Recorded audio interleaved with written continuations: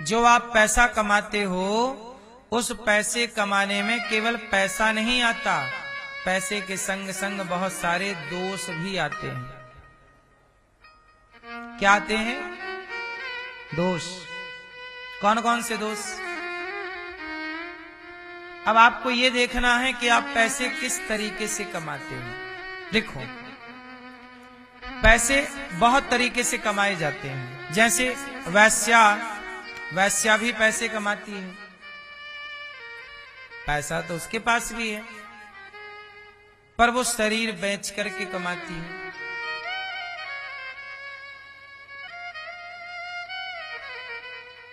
अब जो उसके पास आ रहा होगा वैश्या के पास पैसा लुटाने, वो कोई अच्छा व्यक्ति तो ना होगा, धर्मात्मा तो ना होगा, क्योंकि वो जा ही जहां रहा है तो उसके पास धन है, और वो धन कहां उड़ा रहा है, तो उसका पैसा दूषित है। जैसे आप चोरी कर रहे हैं, कोई चोरी कर लाए किसी की, कोई बाप जोड़ के रखा था कि ये पैसा मेरी बेटी के ब्याह में काम आएगा, आप गए चुरा के ले आए, तो ये पैसा चोरी का। इसमें क्या होगा? उस बाप की बद्दुआएं हैं। अब ये पैसा जहां जाएगा वहां ये क्षति पहुंचाएगा, क्योंकि इसमें एक बाप की कमाई तो थी, ये मेहनत की, अब बद्दुआएं जुड़ गई ना भाई।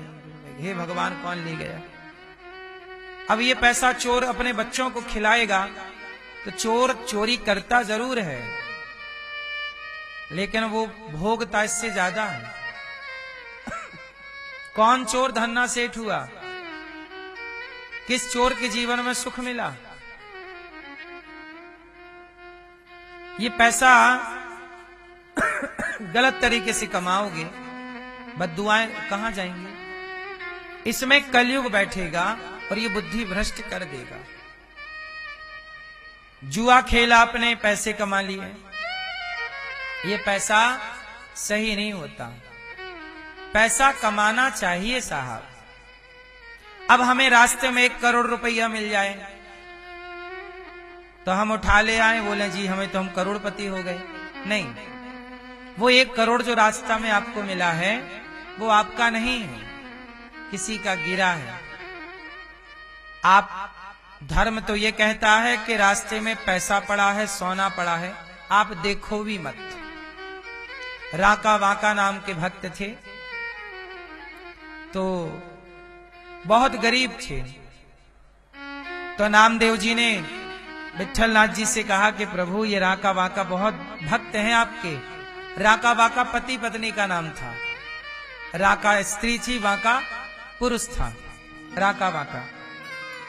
तो ये दोनों बड़े भक्त थे, लेकिन इतने गरीब थे कि बेचारे जंगल की लकड़ी इकट्ठी करते और जो बाजार में बेचते मिलता, उससे रोटी भगवान का भोग लगाते, रोटी आटा खरीदते, भोग लगा के संतों को खिला के खाते, मस्त। एक दिन भगवान से, विट्ठल नाथ जी से नामदेव जी ने कहा, सुनो, अच्छा नामदेव जी ऐसे भक्त थे जहां विट्ठल नाथ जी उनसे बात करते थे डायरेक्ट। तो नामदेव जी ने विट्ठल नाथ जी से कहा कि हे प्रभु, ये राका वाका बहुत अच्छे भक्त हैं आपके, दोनों पति पत्नी आपका चिंतन करते हैं, लेकिन बड़े गरीब हैं प्रभु, खाने की तक व्यवस्था नहीं है। आप ऐसी कृपा करो कि खाना तो दो कम से कम बेचारों को, पेट तो भरे। भगवान बोले, नामदेव मैं देता हूं, लेते ही नहीं, तुझे विश्वास नहीं है तो चल, कल मैं इनके रास्ते में सोना बिछाऊंगा, तू छिप के देख लेना। अब जिस रास्ते ये जंगल जाते ना, उस रास्ते में नामदेव जी छिप गए पेड़ के पीछे, और राका वाका दोनों पति पत्नी जा रहे थे जंगल लकड़ी समेटने। तो बांका आगे आगे थे, मतलब पति आगे थे, पत्नी थोड़ा पीछे रह गई। तो जैसे ही बांका आगे गए तो आगे देखा ना, विट्ठल नाथ जी ने आज रास्ते में सोने की थैली बिछा रखी है, यहां सोना पड़ा है थोड़ा सा, वहां सोना पड़ा है, वहां सोना पड़ा है, सोना पड़ा है रास्ते में ढेर सारा। बाका जी देखे, हे भगवान सोना, हे विठ्ठल विठ्ठल विठ्ठल विठ्ठल विठ्ठल, सोना पड़ा है। बाका बोले मेरी पत्नी सोना देख लेगी तो कहीं उसके मन में लालच ना आ जाए। नारी है, नारियों का मन सोने की तरफ ज्यादा आकर्षित होता है, तो कहीं इसका मन सोने में ना लग जाए। तो बाका क्या करने लग गए कि उसके ऊपर माटी डालने लग गए। पत्नी आ रही है पीछे पीछे और ये आगे आगे जहां जहां इनको सोना दिखाई पड़ रहा है, ये उठा नहीं रहे हैं। ये उसके ऊपर क्या डाल रहे हैं? मिट्टी डाल रहे हैं, धूल डाल रहे हैं, ढांक रहे हैं उसे, ढक जा, दिख मत, मेरी पत्नी को ना दिख जाना।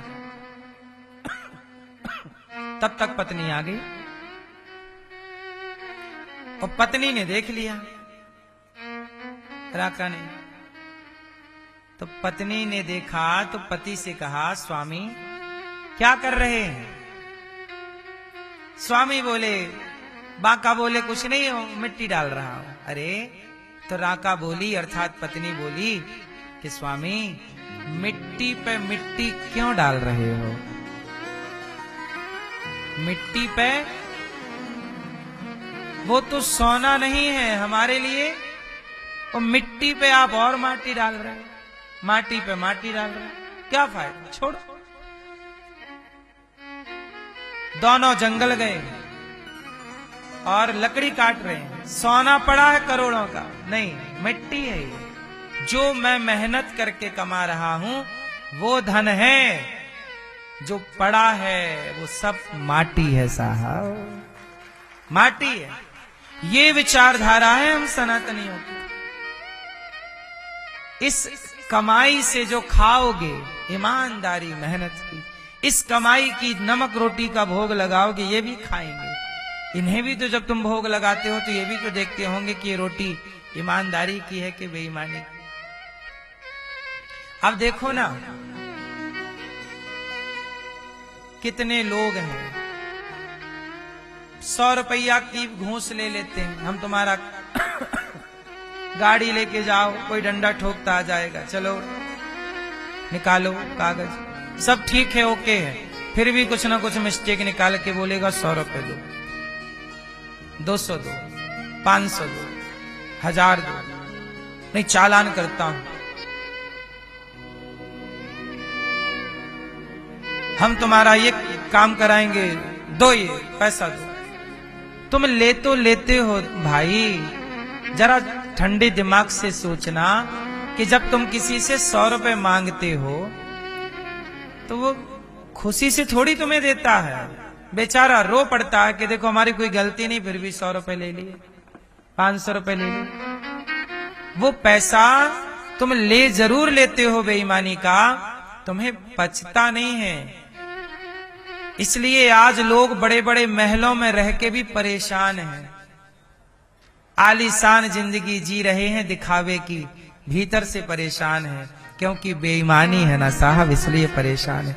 ईमानदार तो घास की झोपड़ी में खुश है। जिंदगी जीना ही तो है, जिंदगी को मुश्किल नहीं बनाना है, जिंदगी को आसान करना है। और यदि जिंदगी को आसान करना है तो ईमानदारी चाहिए, जिंदगी को मुश्किल करना है तो बेईमानी करिए। और बेईमानी करने वालों के महल अटारी हैं साहब, पर केवल देखने के हैं, भीतर से खोखले हैं, ठोस नहीं है, भीतर से कमजोर है। इसलिए कहता हूं ईमानदार रहो, बेईमान ना बनो। बेईमान था दुर्योधन, ईमानदार थे विदुर जी। विदुर जी को घर से निकाल दिया था दुर्योधन ने, निकल जाओ चाचा, तुम ज्यादा हमें ज्ञान देते रहते हो। अच्छा विदुर जी सही बात बताएं, धृतराष्ट्र को बोले कि तुम्हारा ये जो बेटा है ना दुर्योधन, ये पूरे सबको लेके डूब जाएगा, नाश कराएगा, बड़ा दुष्ट है। धृतराष्ट्र को समझाते रहते थे विदुर जी। तो दुर्योधन को लगता था कि मेरे चाचा मेरे पिता को मेरे खिलाफ भड़का रहे हैं, वो सही बताते थे। कि दुष्ट है, नहीं मानते धृतराष्ट्र। एक दिन सुन लिया, चाचा को घर से निकाल दिया, चलो। बेचारे घास की कुटिया में रहने लग गए विदुर और विदुरानी। दुर्योधन के पास धन था, महल थे, अटारी थी, बंगले थे, अंदर से खोखला था। और विदुर जी घास की कुटिया थे, पर भीतर से ठोस थे, मजबूत थे, ईमानदार थे ना। द्रौपदी के कपड़े उतारे जा रहे थे, तब किसी ने विरोध नहीं किया, विदुर जी ने विरोध कर दिया, नहीं जी गलत है। पितामह चुप बैठे हैं, विदुर जी बोले कि ठीक है, जब नहीं सुननी तो मैं चले गए। सत्य बोलने की ताकत विदुर जी में है। भीष्म पितामह में सच बोलने की ताकत, बोलो। गुरु द्रोणाचार्य जी में सच बोलने की ताकत। इसलिए कहता हूं,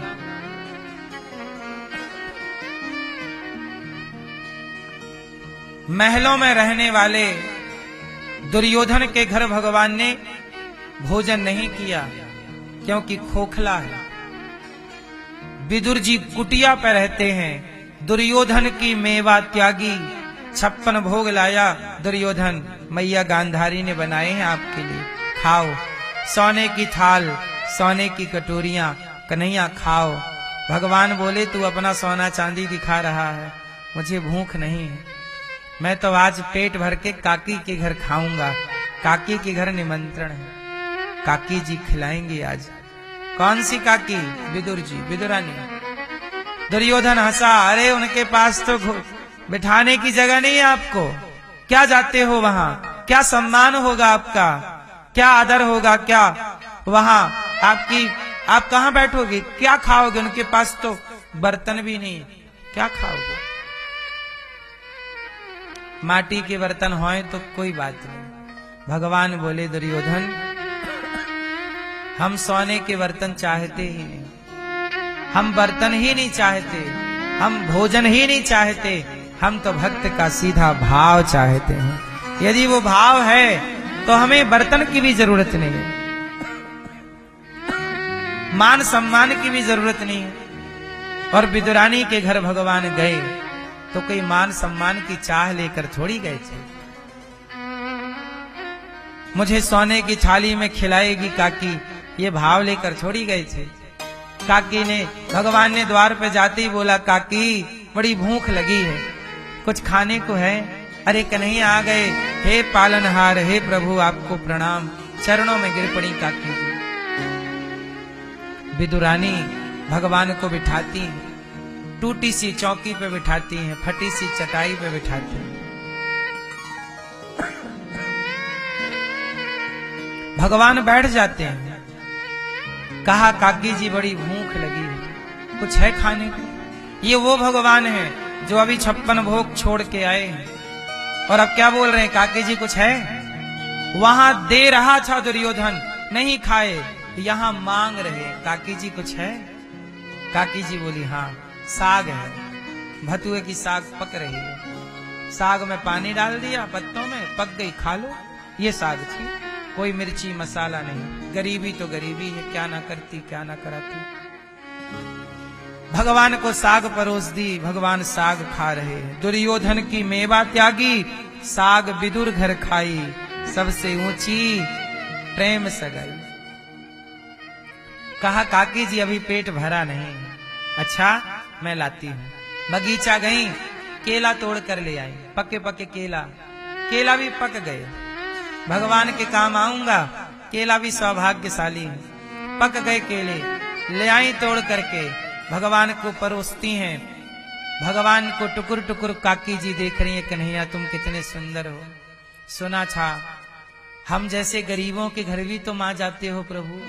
भगवान बोले, काकी जी तुम गरीब थोड़ी हो, जिसके अंदर इतना प्रेम हो, इतनी सरलता हो, इतना सत्य हृदय हो, वो गरीब कैसे हो सकता है? तुम अमीर हो, गरीब तो दुर्योधन है, सच भी नहीं बोलता। गरीब तो दुर्योधन है, सच भी नहीं बोलता। कहां सच बोल रहा? पांडवों का धन हड़पे बैठा है, कहां उनका हक उन्हें देने को तैयार है। तुम अमीर हो, भगवान बैठे हैं। काकी जी केला लेके बैठ गई, छीलती जा रहे हैं, टुकुर टुकुर कन्हैया को देख रहे, फल फेंक रही हैं, छिलका दे रही हैं। भाव में ऐसी विह्वल हो गई, भूल गई, क्रिया उल्टा हो गई। छिलका फेंकना था तो फल फेंक दिया। वो छिलका दे रही हैं और भगवान भी भाव में डूबे हैं, छिलके खा रहे हैं, छिलके खा रहे हैं। एक छिलका खा लिया, काकी जी ने फिर उठाया केला, फिर छीला, फिर फल को फेंक दिया, छिलका पकड़ा दिया, फिर भगवान छिलका खा गए। क्या है ये केवल एक कथा है? नहीं, ये भगवान का स्वभाव है। भगवान आपके किसी भी वस्तु के भूखे नहीं है। भगवान को कोई भी वस्तु नहीं चाहिए। भगवान तो भावग्राही जनार्दन, भगवान तो भाव का भूखा हूं मैं, भाव ही एक सार है, और भाव से भजले मुझे तो भव से बेड़ा पार है। ये भाव की बातें हैं। यदि प्रेम है ना मेरी माँ, तो भगवान तुम्हारी नमक रोटी में खुश है। और यदि आपका भाव ही नहीं है, तो दुर्योधन का भाव नहीं था तो 56 भोग परोसे कहां स्वीकार किया ठाकुर ने। इसलिए भगवान नमक रोटी भी खाते हैं, 56 भोग भी खाते हैं। मेरी हैसियत क्या है? और हैसियत ही नहीं है, उस हैसियत के पीछे तो भाव चाहिए। मेरा भाव यदि सही है, काकी के छिलके खा रहे हैं, तब तक विदुर जी आ गए 56 भोग लेकर बाजार से। उन्हें पता लगा कि कन्हैया घर आ रहे हैं, कुछ था नहीं तो चले गए। बाजार से लाए, देखा कि छिलका खा रहे हैं। विदुर जी ने कहा, हरी देवी क्या कर रही हो? भगवान को छिलका खिला रही हो? अब तो विदुरानी को होश आया, चरणों में गिर पड़ी, प्रभु क्षमा कर दो, मैं कितनी पापनी हूं, आप आए छिलके खिला दिए, प्रभु आपने क्यों नहीं मना किया? तब तक विदुर जी ने मिश्री, मेवा, मक्खन और रबड़ी, रसमलाई और ना जाने बादाम काजू सब ले आए, परोसा गया।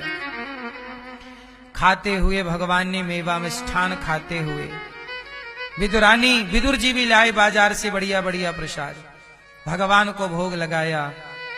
खाते हुए भगवान ने कहा, काका जी जो स्वाद मुझे इन छिलकों में आया ना, वो आपके इन 56 भोग में नहीं है। भगवान कब कब खाए, भगवान का 3 बार का खाना दुनिया जानती है। भगवान धरती पे आए तो 3 बार खाए, 3 बार भगवान का खाना प्रसिद्ध। पहला भोजन ये काकी खिला रही है छिलका, दूसरा शबरी खिला रही है जूठे बेर, शबरी खिला रही है जूठे बेर, और सुदामा खिला रहे हैं कच्चे चिवड़े। चिवड़ा मतलब पोहा, एक प्रकार का चावल। सुदामा खिला रहे हैं चावल, विदुरानी खिला रही हैं छिलका, और शबरी खिला रही हैं जूठे बेर। भगवान से पूछा गया वैकुंठ में, आप गए मृत्यु लोक में, बताओ कब पेट भर खाए?